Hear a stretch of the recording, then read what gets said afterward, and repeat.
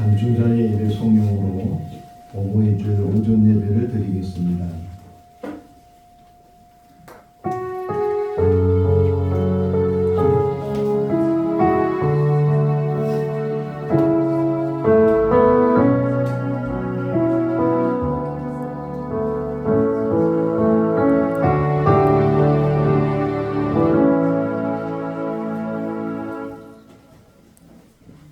자녀들아, 주 안에서 너희 부모에게 순종하라. 이것이 옳으니라. 내 아버지와 어머니를 공경하라. 이것은 약속 있는 첫 계명이니 이로써 내가 잘되고 땅에서 장수하리라. 아멘. 사랑과 은혜가 충만하신 하나님 아버지, 올 가정의 달을 맞이하게 하시고 특별히 오늘 어버이 주일을 맞이하여 우리 귀한 성도들 주의 전에 모여 하나님 앞에 예배를 올려 드립니다. 하나님은 우리의 영원한 아버지이시고 또 우리를 이 땅에 낳아주신 부모님이 계십니다. 오늘 특별히 어버이 주일을 통해서 부모님에 대해서 깊이 감사하는 마음을 가지고 또 하나님께 영광을 돌리는 귀한 시간을 갖게 하여 주시옵소서. 아멘. 예수님의 이름으로 기원하옵나이다. 아멘. 다 같이 일어나시겠습니다. 찬송가 36장입니다.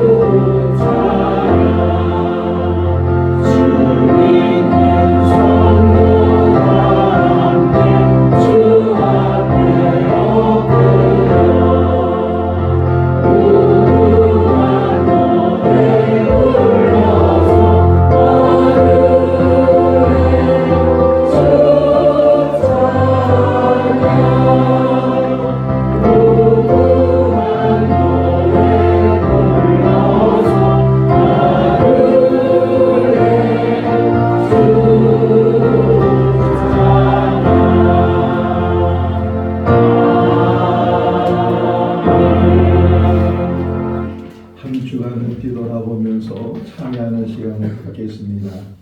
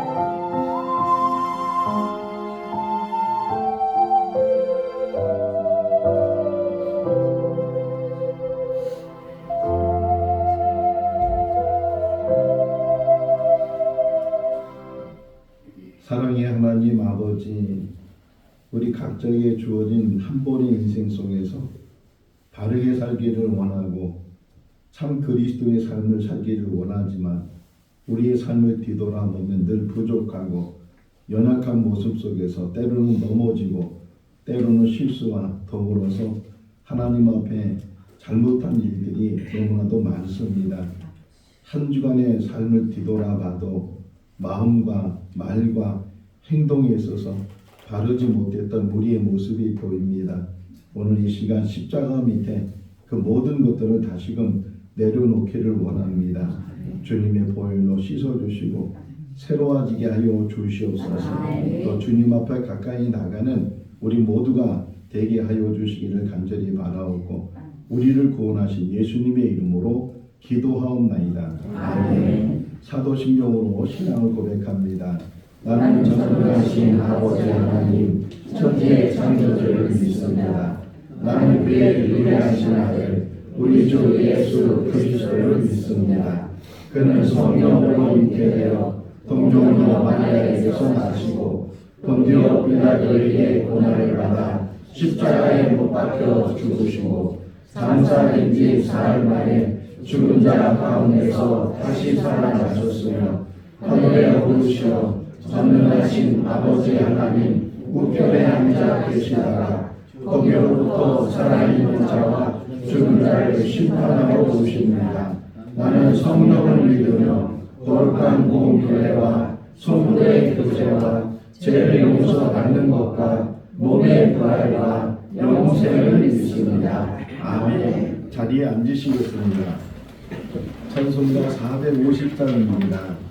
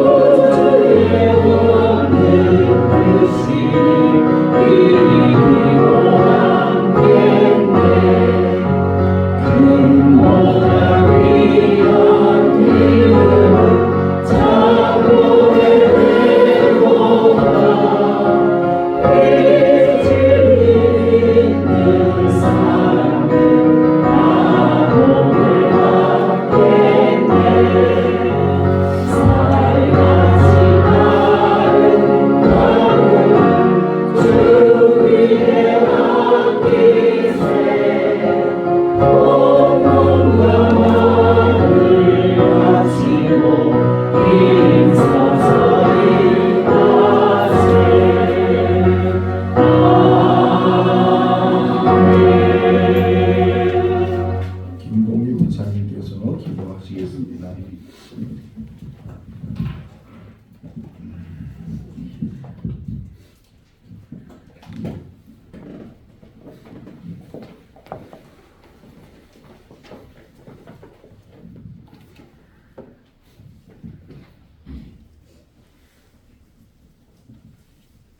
근심 걱정이 많은 이 땅 위에서 한 주일 동안도 우리들을 눈동자처럼 보호하여 주시니 감사합니다. 오늘 거룩한 주일 어버이 주일로 지키면서 우리들의 어버이로서 또한 우리를 낳아주신 부모님을 생각합니다. 우리 부모님을 통해서 우리를 이 세상에 낳아주시고 길러주심을 감사드립니다. 하나님께서는 우리에게 부모를 공경하라고 십계명 중에서 제5에 명령하셨습니다. 그런데 우리는 미련하여 부모님의 은혜를 생각하지 못하고 그 뜻을 하고 살았고 마음의 상처를 주었던 일이 너무나 많았습니다. 이 시간 회개합니다. 용서하여 주시옵소서. 그리고 눈에 보이는 부모님도 사랑하지 못하면서 하나님을 사랑한다고 거짓말하였던 것 자신을 돌아볼 수 있는 기회를 주시옵소서. 우리들이 먼저 부모를 잘 섬기며 공경하며 순종하는 모범을 보일 수 있도록 도와주옵소서. 우리 이웃을 돌아보게 하시고 부모님 공경과 효의도를 전하는 생거진천 성도님들이 되기를 원합니다. 세상은 악하여지고 폐역한 시대가 되어가고 있습니다. 6월 3일 대통령 선거가 있습니다. 하나님 아버지, 이 나라를 다시 한번 품어주세요. 이 위기에서 건져주세요. 우리는 할 수 없습니다. 어지러운 이 시대에 어떤 사람이 대통령이 되어야 하는 건가요? 이 땅에 어두운 세력들이 물러가고 자유 대한민국으로 이끌어 갈 수 있는 정직하고 진실한 자가 나올 수 있도록 도와주시옵소서. 나라가 있어야 교회가 있고 가정이 있잖아요. 이 민족을 위해서 우리는 기도해야 합니다. 이 시간 하나님께서 기이 쓰시는 목사님을 말씀의 대언자로 세워주심을 감사합니다. 생명의 말씀을 능력 있게 전할 수 있게 하옵소서. 존귀하신 예수님의 이름으로 기도드립니다.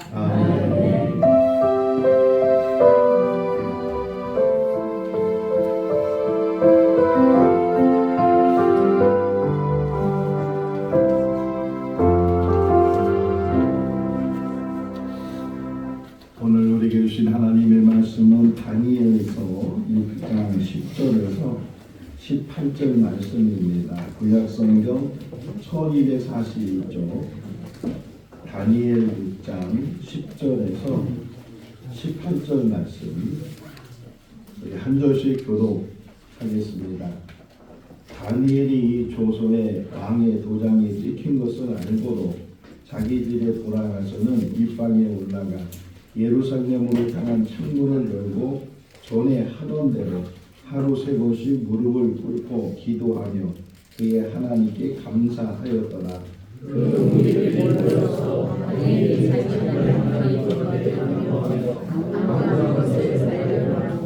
이에 그들이 나아가서 왕의 금령에 관하여 왕께 아뢰되 왕이여, 왕이 이미 금령에 왕의 도장을 찍어서 이제부터 30일 동안에는 누구든지 왕 외에 어떤 신에게나 사람에게 구하면 사자굴에 던져 놓기로 하지 아니하였나이까 하니 왕이 대답하여 이르되 이 일이 확실하니 메대와 바사에 굳히지 못하는 규례니라 하는지라.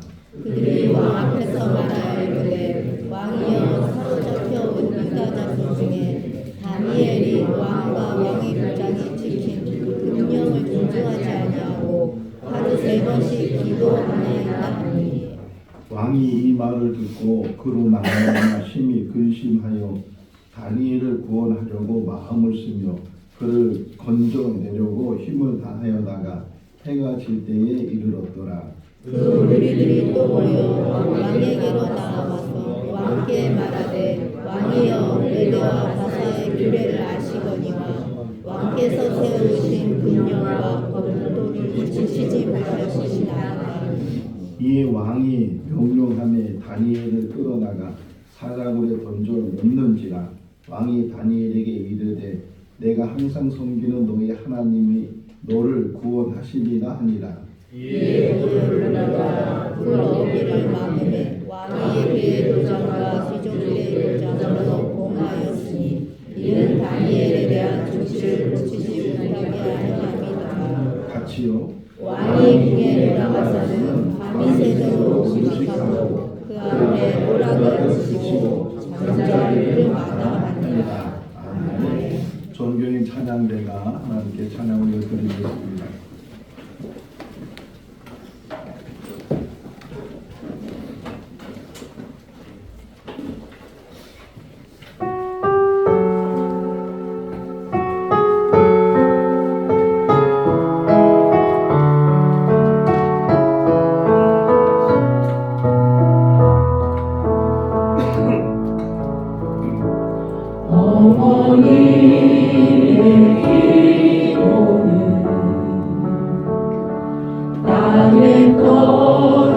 떨어지지 않네.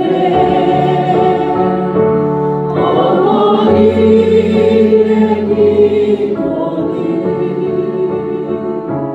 자녀를 살게 하네.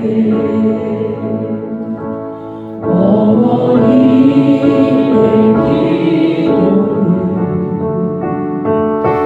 반드시 응답하리니. 어머니의 기도는 기적을 일으키네. 눈물로 뿌린 기도의 씨앗 기쁨의 열매로 거두니. 눈물로 심은 기도의 씨앗 하나님 기억하시니. 눈물로 뿌린 기도의 씨앗 기쁨의 열매로 거두니. 눈물로 심은 기도의 씨앗 하나님 기억하시니.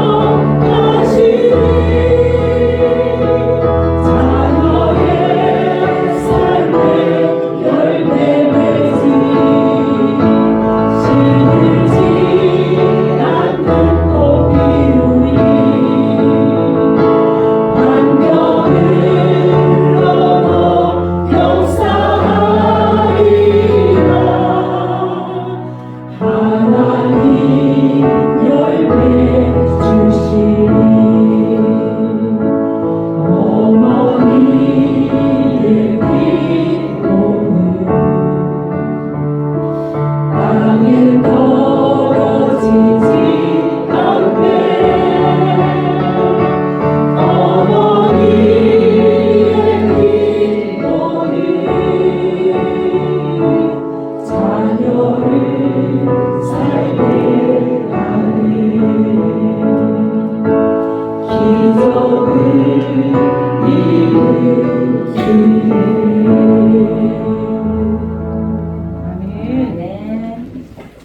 할렐루야.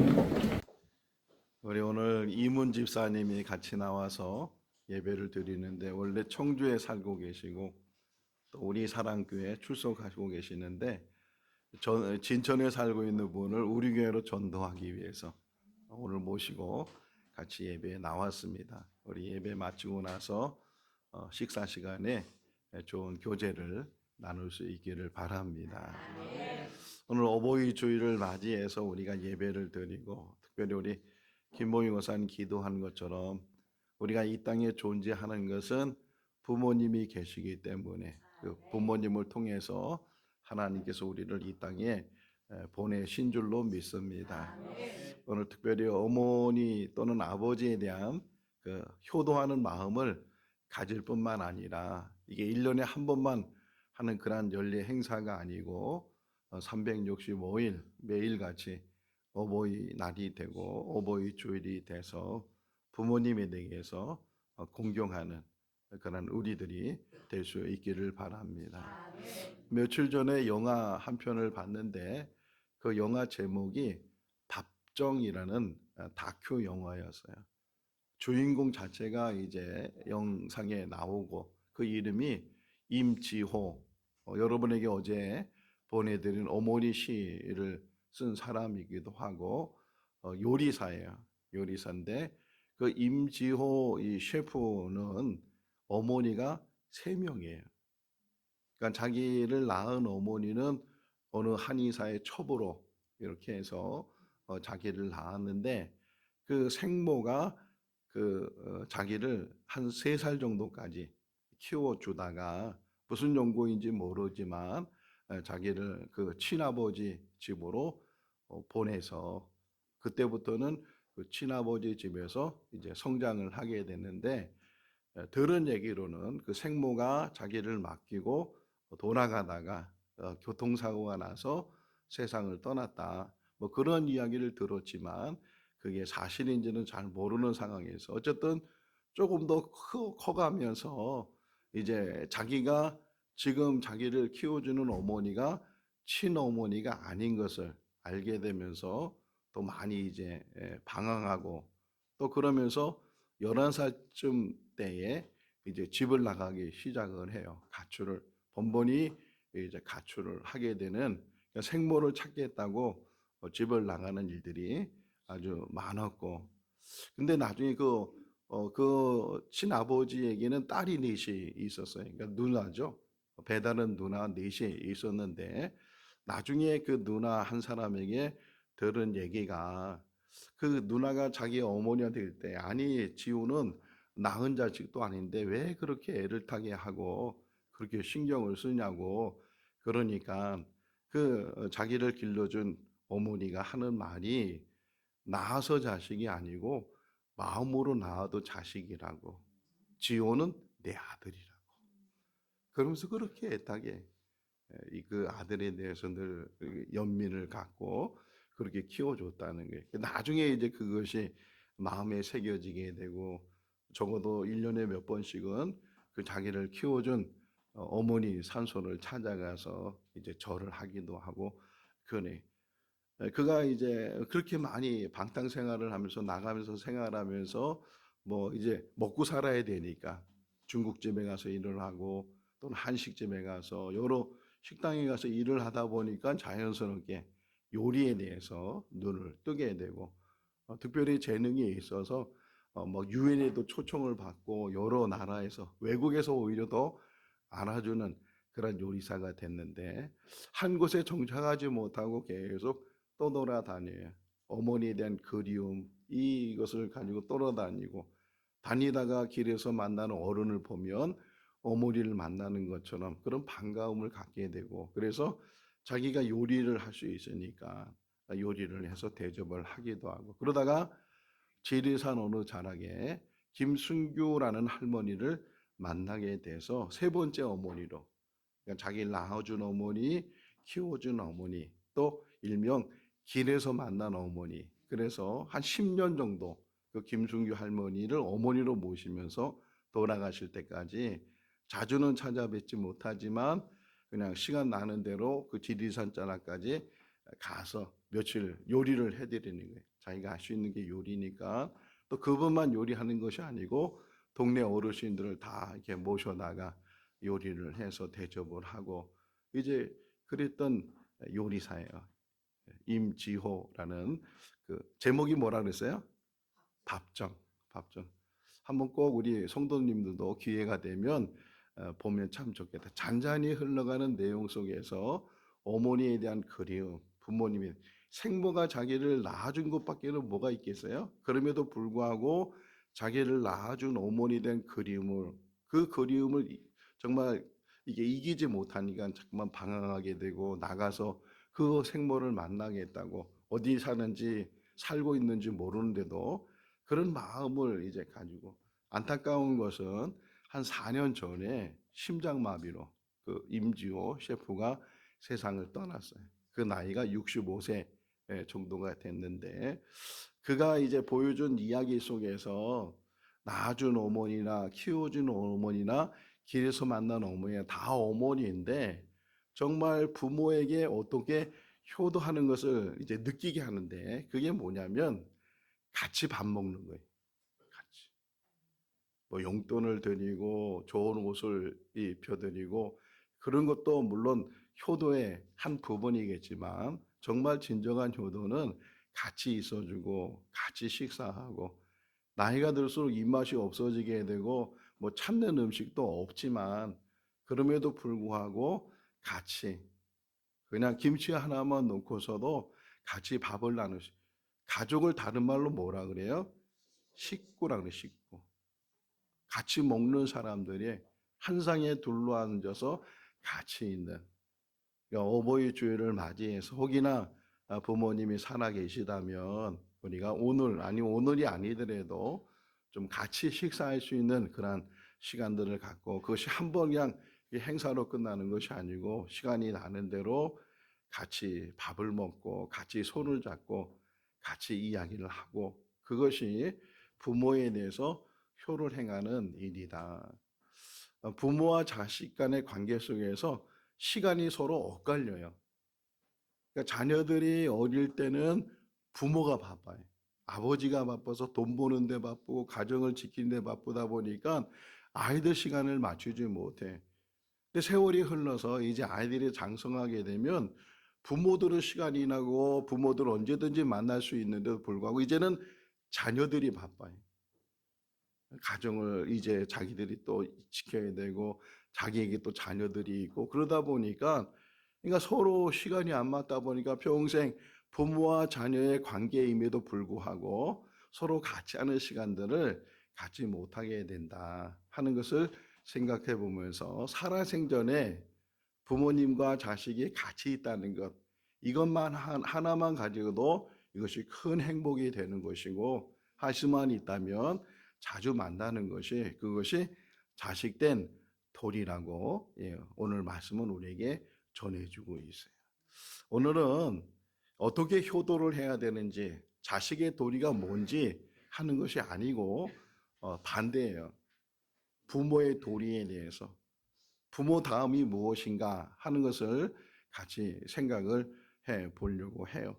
그냥 부모 자체가 자녀들은 효도해야 될 대상이에요.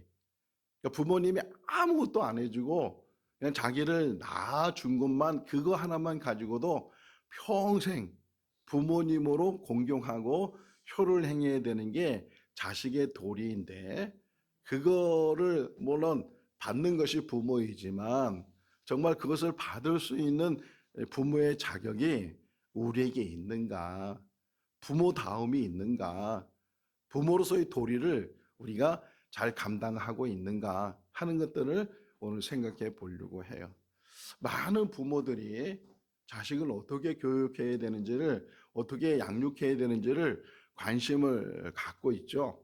그게 부모의 도리이기 때문에. 그런데 많은 사람들의 생각, 우리들도 여기 그 안에 포함되는데 많은 사람들의 부모의 생각은 자식을 좋은 곳으로 해주면 된다는 거예요. 돈만 있으면 뭐 심지어는 어릴 때 그냥 조기 유학을 보내잖아요. 뭐 미국으로 보내고 호주로 보내고 어디로 보내고 이렇게 조기 유학을 보내서 좋은 선진국에서 교육을 시키고 아니 유학을 보내지 않는다 할지라도 좋은 학원들이 있으니까 뭐 일타 강사나 뭐 이렇게 좋은 강사들을 만나게 해서 수십만 원, 수백만 원 돈을 들여가면서 아이들을 교육하고 그렇게 가르쳐 주기만 하면 애들이 좋은 학교에 가고 좋은 직장에 취직을 하고 세상에서 성공을 할 수 있다고 생각하니까 돈만 있으면 자녀들을 잘 양육한다고 생각을 해. 뭐 물론 그게 나쁜 게 아니고 잘못된 게 아니고 부모로서 돈이 있으면 얼마든지 자녀를 그렇게 교육할 수 있고 또 그렇게 입고 싶은 거 먹고 싶은 거 가지고 싶은 거 다 해줄 수 있지만 그 자체가 부모의 온전한 도리는 아니라는 거예요. 그러면 진정한 부모의 도리가 뭐냐? 자녀들한테 해줄 수 있는 게 뭐냐? 자신의 삶을 보여주는 거예요. 내가 부모로서 어떻게 살고 있는지, 또 어떻게 살아갈 건지를 자녀들 앞에서 삶 자체로 부모가 되는 것을 보여주는 것. 그러니까 어떻게 뒷바라지 해주고 뭐 돈으로 뭔가 다 해결해주고 그래서 부모의 도리를 다 하는 것이 아니고 그러다 보면 그것이 가로막이 돼요. 자녀들이 부모를 봐야 되는데 부모를 보지 못하고 부모의 삶을 보지 못하고 그렇게 해서 세상으로 나가다 보면 다 키우고 나서는요 부모에 대한 그 고마움에 대해서 별 감흥이 없어요. 내가 정말 어떻게 살아왔는지, 어떻게 살아갈 건지, 내가 적어도 자녀들 앞에서 정말 좋은 부모인지, 좋은 영향력을 끼치고 있는지 하는 것들을 우리 스스로 잘 생각해 봐야 돼요. 자, 오늘 어버이 주일 때 제가 이 다니엘서를 선택을 했어요. 다니엘이 사자굴 속에 들어가는 거예요. 그 어버이주일하고 다니엘의 사자굴에 들어가는 거하고 무슨 관계가 있을까요? 어떤 관계를 가지고 지금 이 본문을 택해서 이 어버이주일 때 이 말씀을 같이 묵상할까요? 먼저 창세기에 나오는 요셉을 좀 보면 좋을 것 같아요. 요셉이 한 17살 때쯤 형들에 의해서 그가 애굽으로 팔려가죠. 그래서 보디발 집에 노예로 들어가요. 갑작스럽게 일어난 일이에요. 그 전까지는 이 요셉은 일을 배운 적이 없어요. 일을 해본 적이 없어요. 아버지의 사랑을 독차지해서 늘 집안에만 있었지. 또 그리고 애굽말을 배운 적이 없어요. 그러니까 보디발 집에 들어가서 얼마나 일도 못하고 말도 못하고 얼마나 꾸지람을 받고 얼마나 천대를 받았겠어요. 그랬던 요셉이 점점 거기에 적응을 하고 그래서 뭔가 이제 인정을 받기 시작하면서 심지어는 그 집의 가정총무까지 됐어요.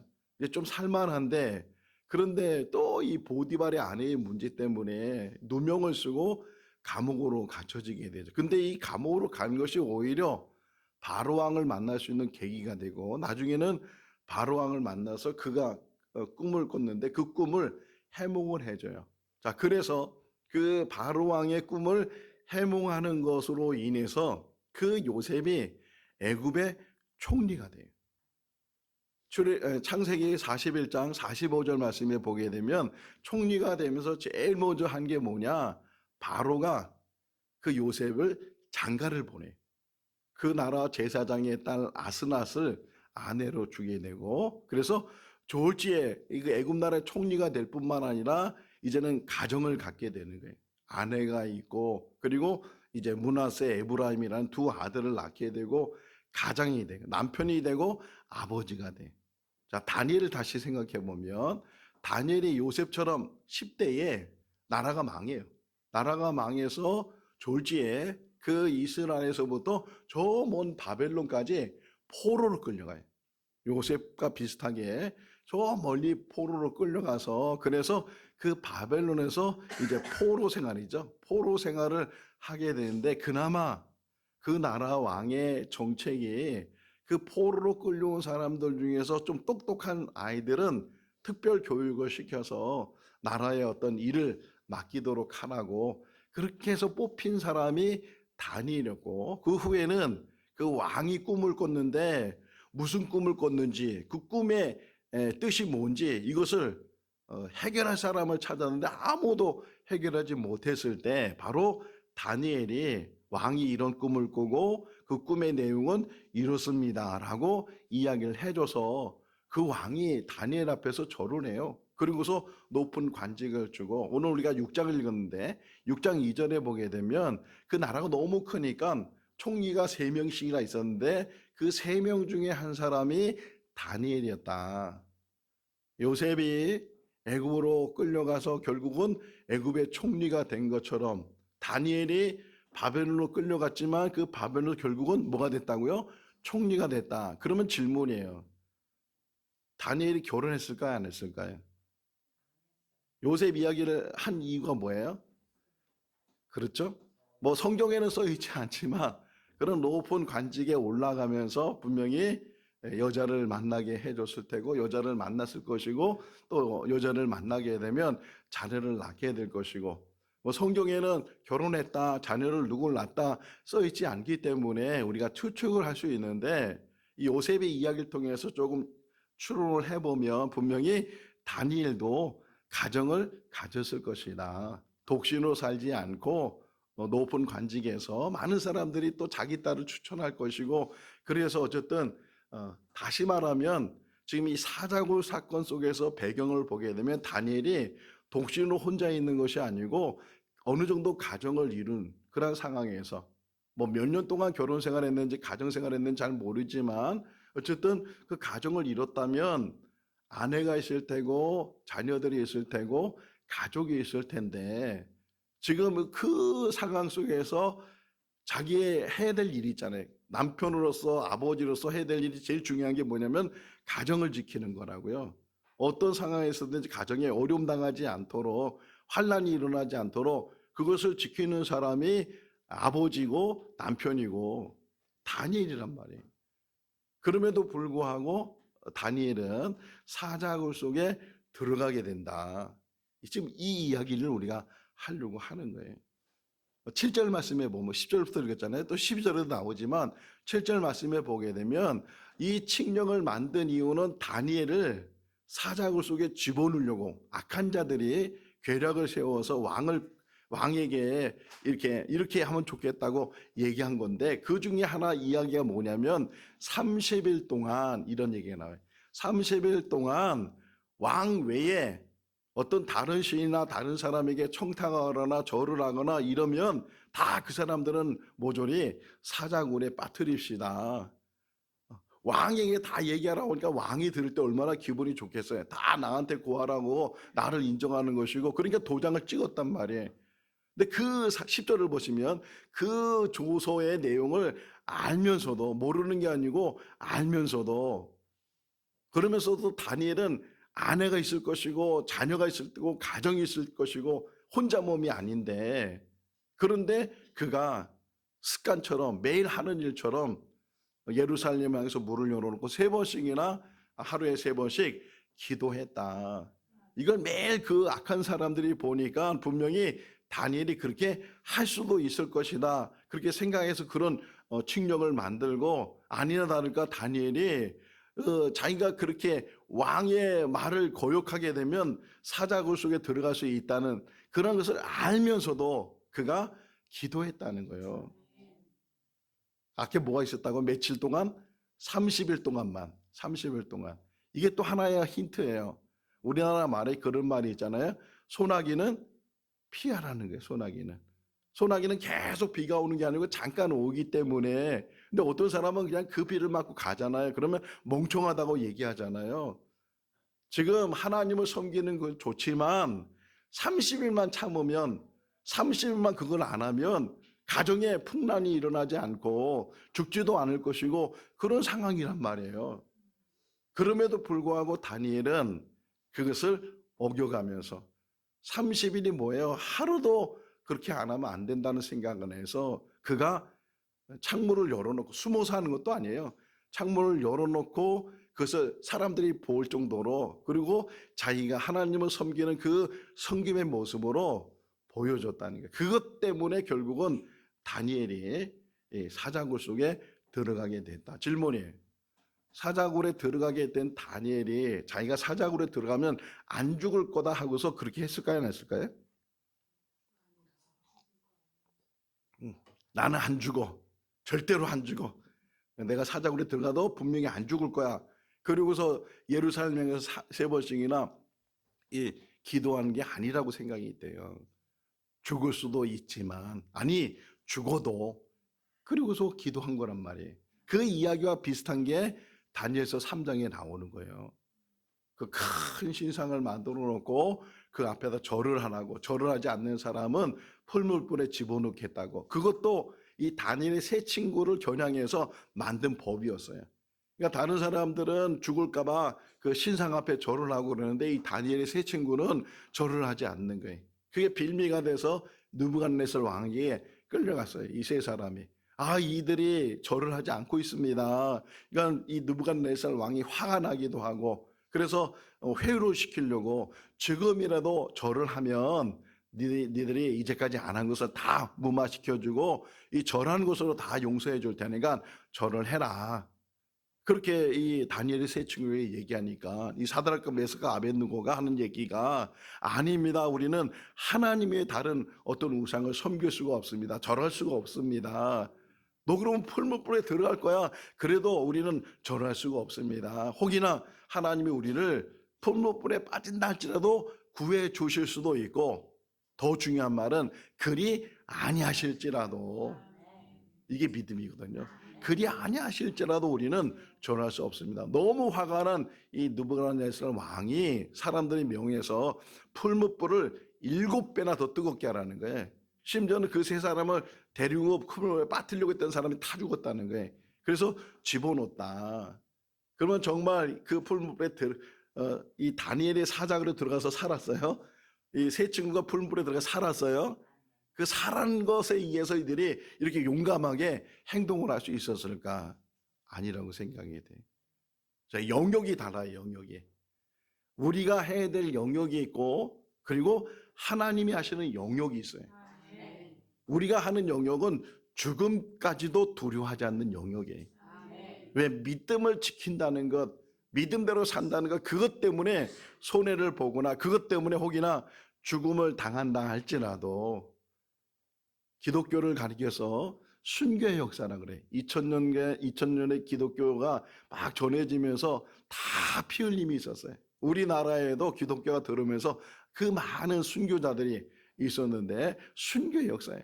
근데 그 순교하는 사람들이 내가 이렇게 믿음을 가지고 있으면 나는 안 죽을 거야, 이래서 그 믿음을 지키는 것이 아니고 죽는다 할지라도 그래서 죽었어요.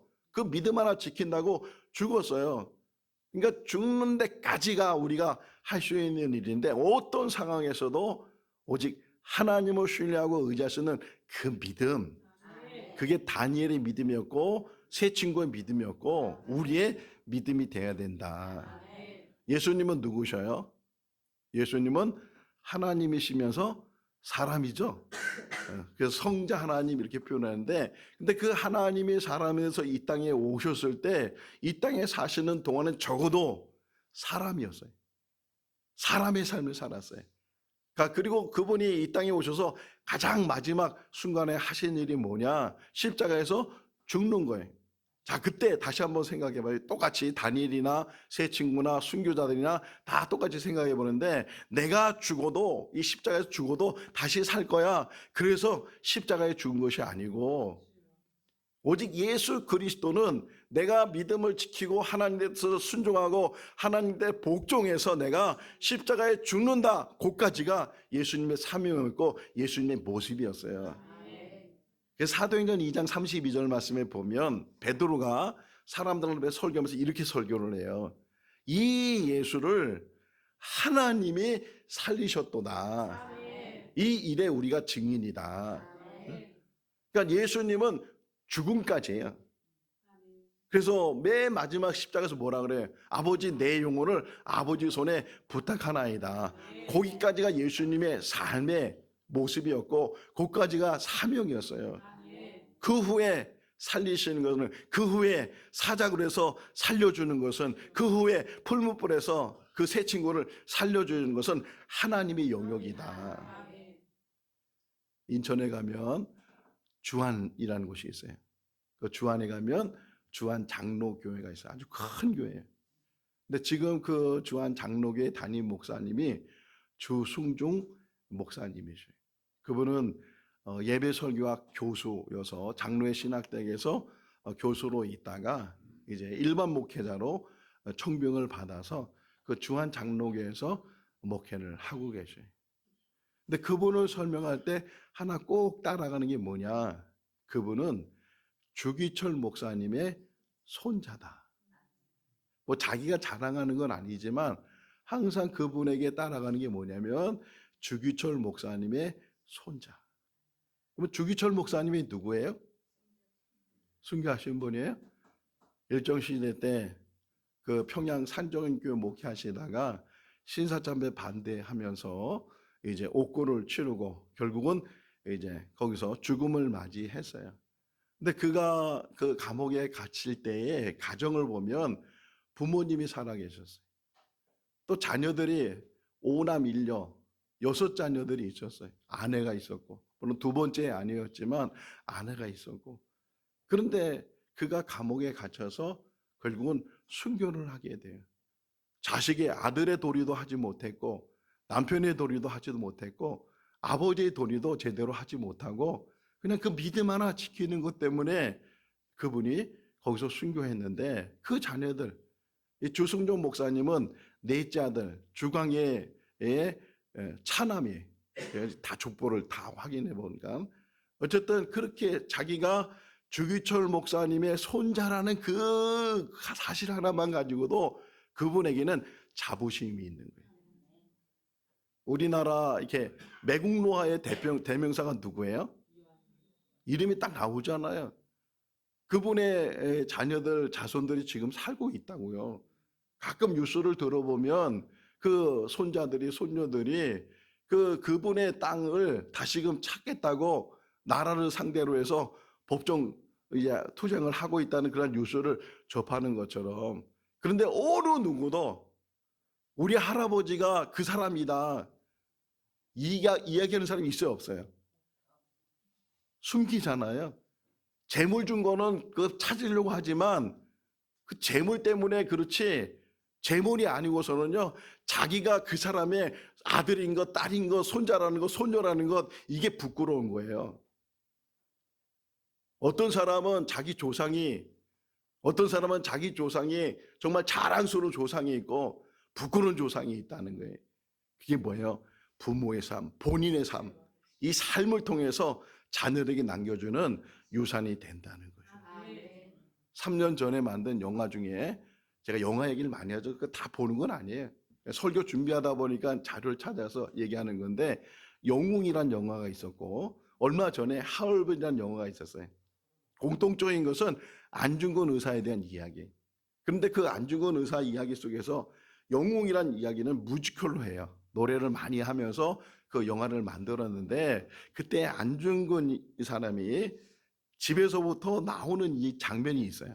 집에서 나올 때 어머니 이름이 조마리아인데 그 어머니한테 이렇게 얘기하는 거예요. 어머니, 며칠간 여행을 다녀오겠습니다. 어디를 다녀와야 되는데 갔다 오겠습니다.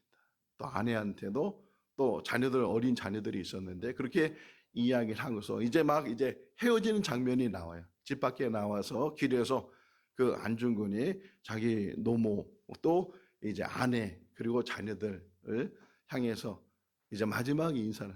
근데 여자는요, 남자가 가지고 있지 않는 게 있는데 직감이라는 게 있어요. 여자는 느낌이 오는 거예요. 느낌이. 그 어머니가 그 아들을 보내면서 이게 마지막 보는 장면이겠다, 이게 마지막 아들을 보는 모습이겠다, 이런 마음이 있는데도 불구하고 아들이 큰 뜻을 가지고 떠나니까 만류하지 않고 잘 다녀오라고, 빨리 다녀오라고, 건강히 오라고, 아내도 그렇게 인사를 하고 떠났어요.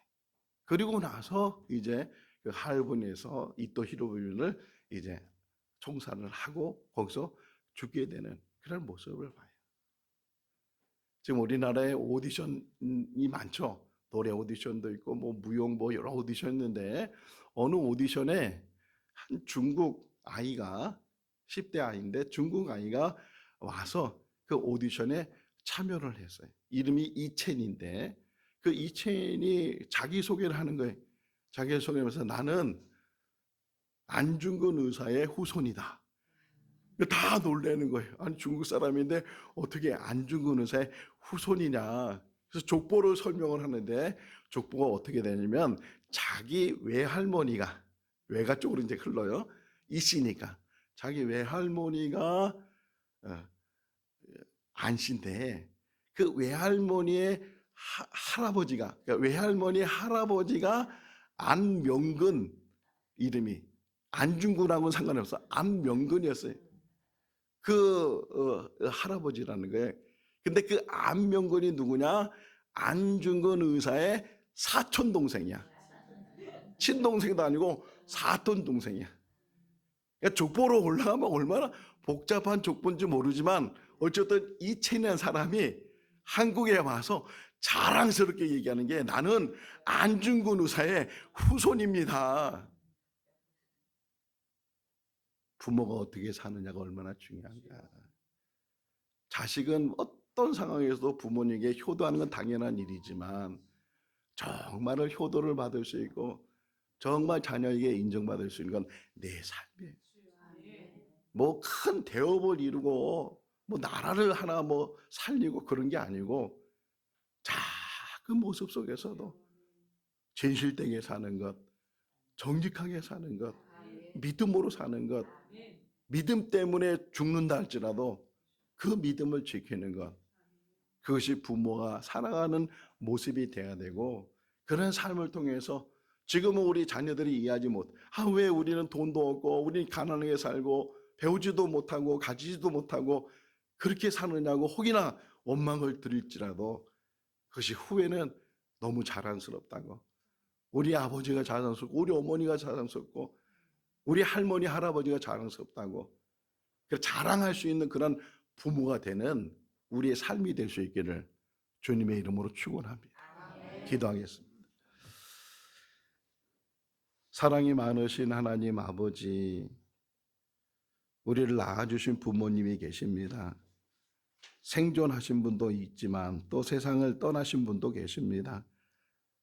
생존하고 계시면 효도하는 우리들 되게 하시고 또 세상을 떠났다 할지라도 늘 그 부모님에 대해서 감사하는 마음을 갖고 우리가 사람답게 살 수 있도록 은혜로 도와여 주시옵소서. 우리에게 자녀를 주시고 자손을 주시는 것 감사합니다. 부끄럽지 않는 부모가 될 수 있도록, 부끄럽지 않는 조상이 될 수 있도록 우리의 삶을 붙들어 주시옵소서. 죽음 앞에서도 믿음을 지키는 삶이 되게 하시고 하나님 앞에 바로 서는 우리들이 되게 하여 주시옵소서. 예수님의 이름으로 기도하옵나이다. 아멘. 이 시간 헌금 시간인데 우리 4구역 식구들 나와서 특송을 하면서 봉헌하도록 하겠습니다. 2구역 식구들, 네, 2구역 식구들입니다.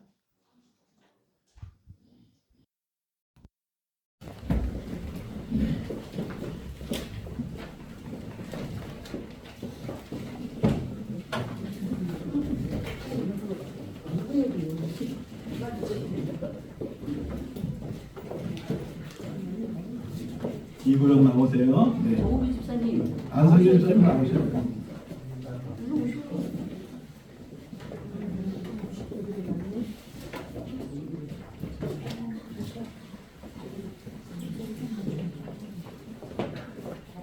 정국 집사님 오셨나? 얼른 오셔야지. 왜 이렇게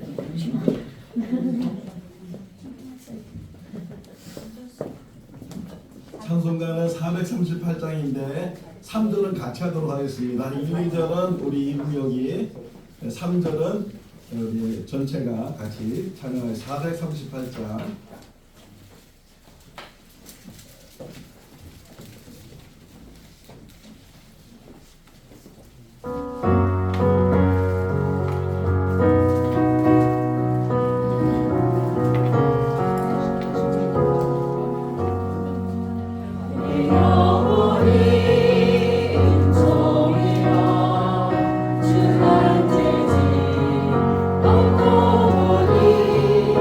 슬픈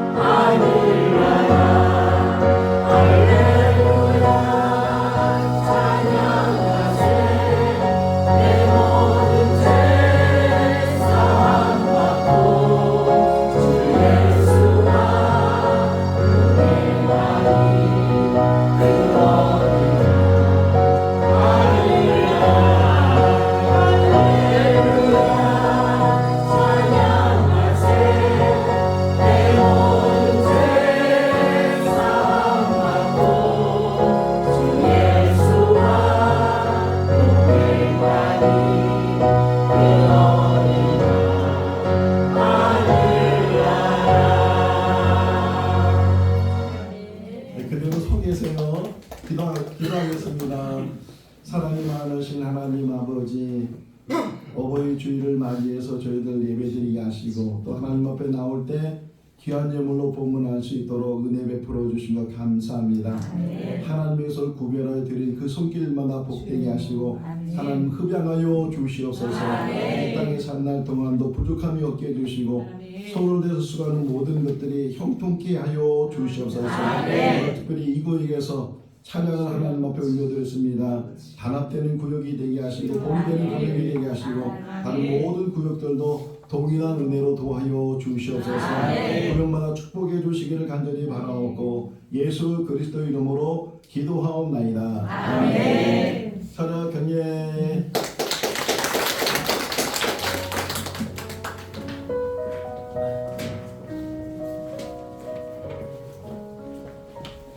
우리 성구 암송하도록 하겠습니다. 못 외우신 분들은 주보를 보시면 주보에 나와 있습니다. 잠언 9장 10절 말씀.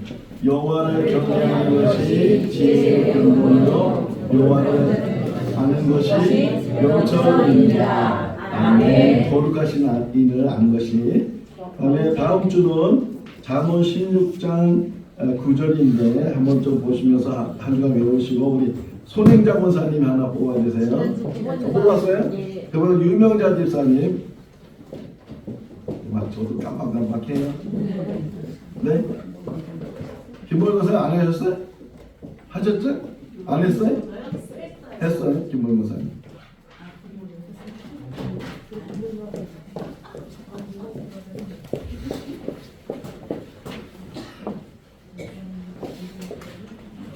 히브리서 4장 12절 말씀. 자, 이번 주는 잠언 16장 9절 같이 한번 읽어볼까요? 사람이 마음으로 자기의 길을 계획할지라도 그의 걸음을 인도하시는 여호와시니라. 아멘. 한 주 갔다 묵상하는 말씀이 될 수 있기를 바랍니다. 특별히 어버이 주를 맞이해서 우리 그 어르신들에게 조그만 선물을 준비를 했는데 제가 들은 얘기가 80이 넘은 할머니가 경로당을 가니까 자기가 애들이래요. 뭐 요즘 90 넘으신 분들이 많이 있으니까 80이 넘어도 65세는 얘기도 못하고 70세도 얘기도 못해요. 자, 우리 박종순 우리 집사님 잠깐 나오세요.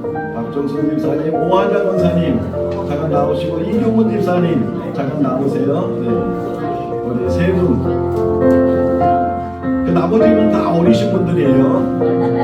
잠깐 나오세요. 네, 세 분 나오세요. 우리 신종호 집사님 계시는데 신종호 집사님 오늘 안 나오셔서 이 세 분에게만 교회에서 준비한 선물을 드리도록 하겠습니다.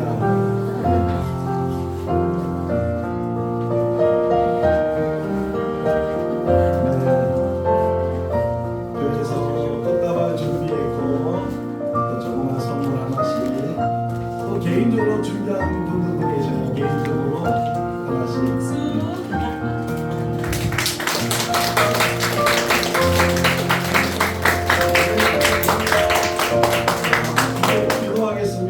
기도하겠습니다.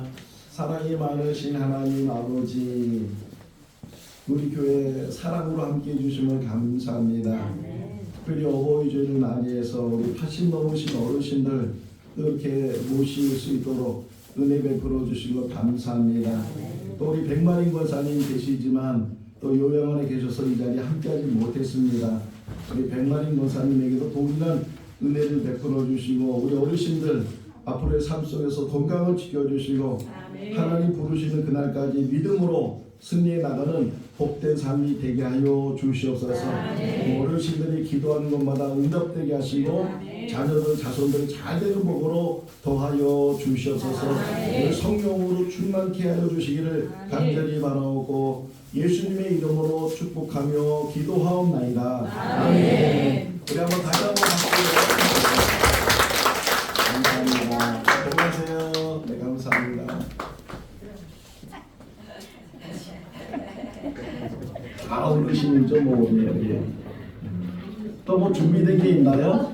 이제 끝나고 나면 가실 때 꽃을 하나씩 준비를 했을 것 같아요. 꽃을 하나씩 다 전부 드리고 우리 최승정 또 권사님이 우리 교회 꽃도 주시고 장미도 주시고 우리 권사님이 화원을 큰 농장을 하고 계시는데 꽃도 준비를 해서 하나씩 다 드리도록 하겠습니다.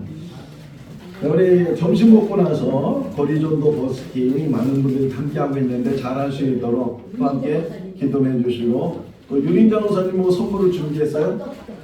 떡을 또 준비를 해서 하나씩 드린다고 하니까 또 떡도 하나씩 받아가실 수 있기를 바랍니다. 그리고 여기 그 치과 골목 자동차로 들어오고 나갈 때 항상 조심을 하셔서 운전을 하실 수 있기를 바라고, 우리 준경 목사님은 내일 미국으로 출국을 해서 7월 18일 날 한 2달 정도 있다 오게 되는데, 뭐 여행을 가는 게 아니고 아기 돌보러 가고, 이 2시간에 한 번씩 아기 기저귀를 갈아줘야 되는데 손이 필요하니까 가서 같이 이제 아들을 도와서 손자 항암 치료 봉사를 하려고 합니다. 위해서 기도를 해 주시기를 바라고, 또 우리 예수학교가 원래는 서울 쪽에서 모였는데 이번 화요일 날 우리 교회 모여서 모임을 갖습니다. 예배를 드리고 특강을 하고 또 자담회를 갖고 기도회를 갖게 되는데 멀리서 이제 손님들이 오게 됩니다. 제가 그분들한테 주차장을 여기 중앙시장 주차장을 약도를 다 가르쳐줘서 글로 모일 거예요. 글로 차들이 다 올 건데 거기에 한 사람이 좀 계셔서 그래서 이쪽 교회로 안내를 좀 해주시면 좋을 거라고, 그 외에 여러 가지 좀 봉사합니다. 김남희 집사님이나 이제 일반 버스 직행을 타고 오시는 분이 계시면 차량 안내를 하기로 이렇게 얘기가 돼 있어서 준비를 할 텐데, 좀 시간이 되시면 화요일 날 오셔서 봉사를 해 주시기로, 대략 한 20명 정도 오신다고 하니까 봉사를 해 주시고 점심을 대접하고 오후에 농단이 다녀올 그런 예정을 가지고 있습니다. 우리 수요예배 때 우리 준미호 목사님이 설교하는데 안 계시는 동안에 김주규 목사님이 서울에서부터 오셔서 말씀을 전하시고 또 막차 타고 서울로 올라가신다고 하는데, 우리 김준규 목사님 안전하게 잘 오고 갈 수 있도록 또 전하시는 말씀이 우리에게 큰 은혜가 될 수 있도록 위해서 늘 기도를 해 주시기를 바랍니다. 우리 이문 집사님이 새로 또 이렇게 한번 모시고 왔는데 아직 등록하던 얘기 안 하지만 우리 같이 예배드리고 한번 잠깐 일어나실까요? 예. 두 분 같이 일어날까요? 두 분이서 같이 우리 박수 한번 하겠습니다. 다 같이 일어나셔서 찬송가 171장 1절 하시겠습니다.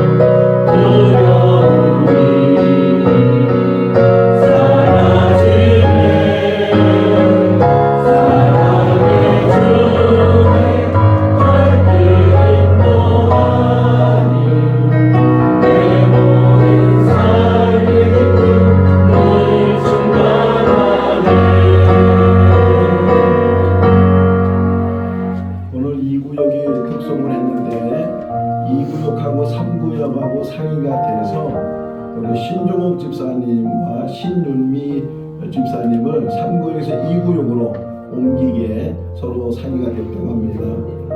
많은 것 같은데 또 일하려고 하니까 일꾼이 없어서 이렇게 3구역에서 보내주셨는데, 어쨌든 우리 교회가 화목을 이루고 또 구역 조정도 서로 잘해서 모든 구역이 좀 부족한 부분도 있지만 서로 협력할 수 있는 그런 구역들이 되면 참 좋겠습니다. 성도의 교제 시간입니다. 앞뒤자고 인사하겠습니다. 주님 안에서 사랑합니다.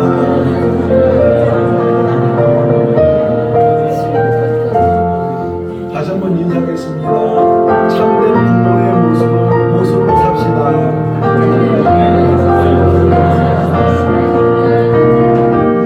기도하겠습니다.